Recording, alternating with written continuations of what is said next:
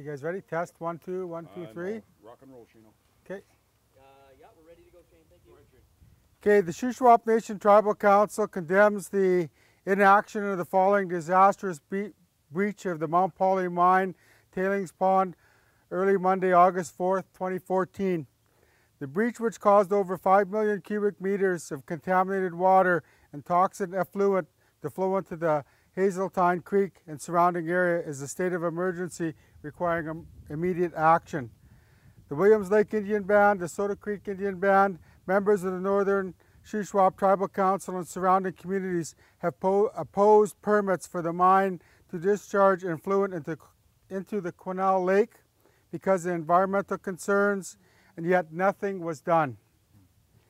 Despite years of opposition and public outcry, the Mount Polley Mine, owned by Imperial Metals Corporation, did not have a cohesive emergency plan in place. We are deeply concerned about the environmental degradation that is man-made disaster will leave in its wake, not only now, but in the future.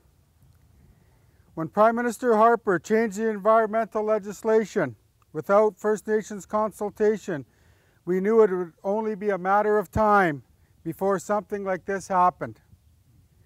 We collectively demand action from the Government of Canada and British Columbia to limit the negative impacts of this breach and to ensure that something like this never happens again. What appears to be a limited emergency response is highly likely the breach will affect many southern waterways, posing immense danger to the health of the British Columbians through the threat of our drinking water and our health of this year's Adams River sockeye salmon run, predicted to be a record run. This is not just a Shuswap Nation problem, it is a provincial problem. We must hold all levels of government accountable, as well as the owners of the mine. The breach affects each and every person and living organism in the province of British Columbia, including our sockeye. This is a wake-up call for British Columbia. What does Imperial Metals plan to do? How can we have in good faith to allow them to do this again in Ruddock Creek? We must ensure that the safety of our waterways are protected. How can we in good faith work with companies that have so many question marks surrounding them? We must demand a moratorium on mining and exploration activities in our province before it's too late. We will not tolerate Imperial Metals downplaying the disaster and demand a comprehensive review of safety procedures on all tailings. There will be no mining. There will be no mining within the Shuswap Nation until these demands have been met. Criminal charges must be laid against this company. The SNTC, we work to advance our collective issues of Aboriginal title and rights. The SNTC is involved with fisheries and habitat management within the Shuswap Nation traditional territory and is dedicated to integrated, holistic approaches to the ecosystem and conservation and management of our territory. Hey. Question for Chief Ignace, if I may. Ron, you're sort of downstream. You're near the Ajax mine. The tailings pond here is apparently 3 or 4 times the size of Mount Polley. What concerns does that raise? Well, Shane or Ron, what does that raise? I'd like to Shane. Well, I think number one is that, you know, when you look at the environmental legislation that was changed, and we opposed the environmental legislation changes because of the lack of consultation accommodation. I think we've always tried to separate our environmental issues from project specific. I think when you look at the amount of impacts and the water usages, I think we want to ensure that, you know, our watersheds and our traditional territory within Ajax and any other mine project, including Ruddock Creek, are basically looked after our concerns. I think when you look at the amount of impacts within our watershed here, when you talk about Rudder Creek, you talk about Ajax specifically in our territory, I think we have a number of areas to be concerned about. I think the South Thompson River, where the city of Kamloops and every single community along the interior here gets its water from. I think we survive off of our water. If we never had water, we wouldn't be able to sustain ourselves as communities. Okay. Sorry, Shane, it says in here we must demand a moratorium on mining and exploration. Are you suggesting at this point the proposal there should be a moratorium on Ajax until all these conditions are met? Yes, we're saying there should be a moratorium on all sort of activity and mining in our territory until there's a comprehensive review and the findings of the man-made disaster from imperial metals come forth. Seeing the images on TV, that aerial photography video from the RCMP going over that, does that change at all your feelings about this proposed mine that's so close to your community? I think we've always stated that the environmental concerns of our territory are always a #1 priority. That's why we've taken a firm stance in our discussions with Ajax Mine about the process of the environmental impacts, including watersheds and the impact of Jacko Lake, the impact of the surrounding watersheds as well. And the air quality. I think there's a number of things that need to be taken into consideration. You know, after all, you know, First Nations people, we live off of our land. We have a cultural and cultural ties to our territory. We've never ceded, surrendered, or given up any of our interest in our territory. We've never left our territory. I think one thing with First Nations people is we live here and we're not going anywhere. And I think industry, not only in mining, but all resource sectors, needs to have a change of a different approach towards, you know, the interest over our land. I think the Chilcotin case was very clear on some of the outcomes of any sort of project, and we're here to stay, and we're not going to let any company, you know, disrupt our natural ecosystems. I guess one point that was made by the Kamloops Area Preservation Association, you're familiar with them, CAPA, they were saying that regardless, there is risk. So I guess it's just a matter of getting to that risk, to the point where you guys are comfortable with, because there will always be risk. Is that something that you guys are sort of looking at, is to try to minimize risk? Because there's always going to be a risk with these tailings ponds.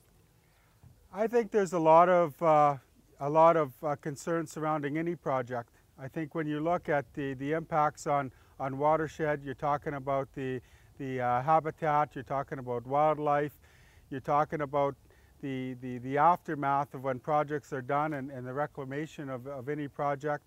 I think that we have a number of outstanding issues in relationship to our cultural heritage work that we do as First Nations people that are equally as strong as any sort of environmental law. We truly believe our cultural heritage laws tie in with the environmental legislation. That's why we were very strongly opposed to the legislation and not including any of our traditional and cultural usages for our territories. And then with the Shuswap people up in the region that's been impacted, have you guys heard personal stories of what's, just to put a personal angle on it, on just the impact that it's having right now? Because I've heard somewhere that 1/4 of BC salmon comes from the Quesnel Lake area. Well, the Adams River Sockeye run, which is going to be the record run coming up to the Adams Lake this year, is going to be impacted. I think when you look at the impacts of that run alone, it's huge. When you talk about horsefly and likely salmon runs as well, I think there's a lot of our northern brothers and sisters, you know, fish, get their salmon for sustenance for the year, and everybody's out there right now, you know, preparing and fishing and getting their supplies before the cumulative effects come downriver. The Chilcotin run is also a part of the impacts of that man-made disaster. Okay, that's it, Chino. Thanks, buddy. I got just a quick question. Okay, yeah. No, just one more quick question is, and it's sort of back related to the Ajax project. That tailings pond is probably one of many issues that you guys are concerned of in terms of the environment. But just re-asking a similar question, what will it take to lift that moratorium? Can you be more specific? It's not one thing, but that seems like it's a significant made to have a moratorium, and now you're suspending it because you have, that is your land. Is that some, how are we going to see an end to that moratorium? Well, I think when you look at the reason why we want a moratorium on mining and exploration activities in our territory, you know, until a comprehensive review is conducted, you know, on current and proposed tailings ponds within the province of BC is completed with a focus on safety and emergency preparedness. You want me to say that all over again? Okay, Garrett, I'll say it all over again. Just for you. Damn WestJet anyway. Sorry, just final question, just on that moratorium. What are we going to need to see that you guys are comfortable with things? Okay, we'd like a moratorium on mining and exploration activities in our traditional territory until a proper, comprehensive review is conducted on all current and proposed tailings ponds within the province of BC is completed with a focus on safety and emergency preparedness.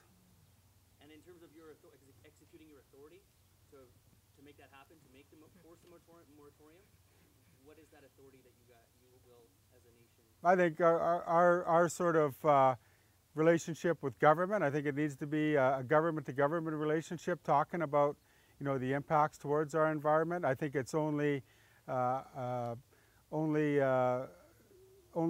proper way to move forward. I think this is not just a First Nations problem. This is a major problem for all citizens of British Columbia and Canada for that part. I think when you look at, you know, the impacts of everything that flows downstream, I think there's a lot of citizens that are providing not only agricultural usages, that they take the water from the irrigation systems to go on their field, which then goes into the agricultural meat component, the livestock, you know, the bears that feed off the fish, the wildlife that, you know, eat off of the bugs. So the whole ecosystem's been impacted, and, you know, what are the effects that are going to be coming out of this report?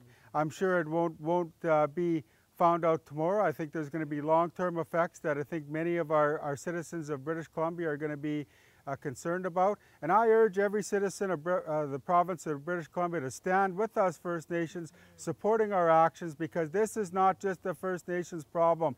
This is a problem for all of British Columbia and all of Canada, where our health and safety of our citizens have been impacted in relationship to this man-made disaster. And Imperial Metals, if you're watching this, you should be hiding, or you should come forth and do the honorable thing, and you should make yourself accountable for the actions that your company has done and impacting our environment, because this is not just something that's going to have an effect on a one-year basis. This has effects that's going to hit our people for many years to come. Just one more question. CTV Vancouver wants to know, why did you oppose small amounts of effluent into the stream, which resulted in the buildup of the ponds, then resulted in the breach? We weren't fully disclosed any of the review and risk assessment information, so we were provided very little information, and we still are asking for that information. The reason why they were opposed, the Northern Shuswap were opposed, is because they were provided very little information and a lack of consultation accommodation through that project. That's all you have to say on the matter then? Yeah, I think we're asking for it to be reviewed still. I think we're asking for a public inquiry on the lack of you know, consultation. I think one of the things that always happens, just so you know, is that, you know, companies and you know, they go for permits and they issue permits, and what happens with those permits is basically those permits go to the government agencies, and once those government agencies approve those permits with very little or no consultation, it always impacts, where they just bang stamp these projects, and whether First Nations oppose them or not. And I think one other thing that I'd like to be able to say too is that, you know, when you look at sort of any projects that come into review, whether it's a project like Ajax or Ruddock Creek, I think when you look at the NEB stuff, I think there's a huge impact in the level of consultation that NEB does provide. and they don't even provide proper funding for any of those, adequate funding, I should say, for any of the First Nations consultations. So basically the whole process is flawed, and that's why we're saying, you know, there needs to be a moratorium on mining and exploration activities within Secwepemc territory in order for us to be able to look at the impacts of what mining really does have, not just on one community, but the whole ecosystem. Shane, sorry I'm late to the party here, but do you think this is going to be a game changer in the way that people look at mining in general? I mean, I think, correct me if I'm wrong, Kamloops band is going to have a referendum. Is this just going to be, whenever that referendum comes, is this disaster just going to be front and center of everyone? Well, I'm sure when you look at sort of community engagement, I think as leaders, we have to be responsible when we look at any sort of development over our environment. I think we have to do our due diligence and our internal dialogue towards, you know, our social responsibility with our environmental responsibility. And I think when you look at our people, I think we want to provide our people enough information so when they can make an informed decision on any sort of activity that takes place in our territory. And I think definitely when you look at some of the man-made disaster that occurred with Imperial Metals, I guarantee you it'll have an impact on a lot of our people's decision whether they support mining or not. You know, I know mining does provide for employment and a lot of economic opportunities for the region, but I think when you really look at the environment, we only have one environment, you know, and I think we have one life to live, and you know, that life that we live, you know, it has to balance with our culture and our traditions within our respective communities and our nation. So this is definitely a wake-up call for calling on government to basically, you know, look at the environmental and the social responsibility when you look at any sort of resource development. And I know First Nations people, we're always criticized for standing up for our rights. We're always criticized for opposing projects, and we're frowned upon as idle no mores. We're frowned upon as, you know, people that are roadblockers. But in the end, you know, when you look at it, part of our customs, traditions, and beliefs is to be able to look after our land and to be able to provide, you know, so every generation of our families can enjoy, you know, the natural surroundings of what our respective territories, you know, hold for our people. And I know that, you know, when you look at the impacts of what happened, it's definitely a game changer for, you know, a lot of people. And I think when the effects come downstream, and it's not just a likely problem. When you look at likely and where it flows into the Chilcotin and then flows into the Fraser and flows all the way down into the ocean, into the atmosphere, I think government needs to really get their heads screwed on straight in relationship to, you know, the environmental laws, you know, and looking at the Water Act as well. That Water Act also was rammed through with little or no First Nations consultation. We're good?